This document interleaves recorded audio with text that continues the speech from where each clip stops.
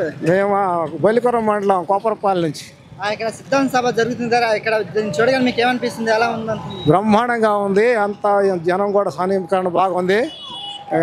గ్యారంటీగా జగన్మోహన్ రెడ్డి గారు ప్రభుత్వం వచ్చిందని మేము అనుకుంటున్నాం. మా నియోజకవర్గం కూడా హనుమారెడ్డి గారు గెలుస్తారు అనుకుంటున్నాం.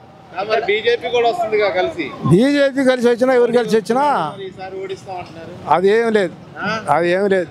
వాళ్ళు ఎంతమంది కలిసినా హిందువులు ఏరో ఏం లేదు. ఇప్పుడు ఎవరైనా హిందువు అయినా ఎవరైనా మనకి పథకాలు అందించేవాడిని చూసుకుంటారు. కానీ నువ్వు ఆ పార్టీ ఈ పార్టీ ఆ కులం ఈ కులం అని ఎవరు చూడరు. అన్ని కులాలకి అన్ని మతాలకు అతీతంగా ఆయన చేస్తున్నాడు కాబట్టి ఆయనే వస్తాడు, ఆయనే గెలుస్తాడని మేము అనుకుంటాం. ఎక్కువ ఆయన ఇచ్చిన నమ్మరుగా.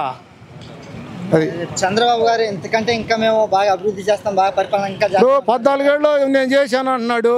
నాకు 40 సంవత్సరాల అనుభవం ఉంది అంటున్నాడు. మరి ఆయన చేసి చూపించుగా. ఇప్పుడు ఆయన 5 ఏళ్ళలో చూపించాడుగా. 5 ఏళ్ళలో చూపించాడు. ఇంకొక 5 ఏళ్ళు ఇస్తే ఇంకా బాగా చేస్తాను అంటున్నాడు. కానీ జనం నమ్ముతారు. కానీ చేసేవాడు చేయొచ్చుగా. 40 సంవత్సరాల అనుభవం ఉంది, 14 ఏళ్ళు చేశాడు, అప్పుడు చేయొచ్చుగా. అమరావతి అన్నాడు, అమరావతిలో ఏం కట్టాడు? కట్టలేదుగా.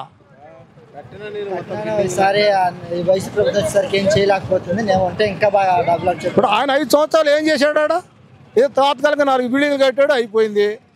చూపించాడు ఆడ అక్కడ విదేశాల్లో ఫోటోలు తీసుకొని చూపించాడు. ఏడేం చేయలే. ఇప్పుడే ఎవరు నమ్ముతారు జనం?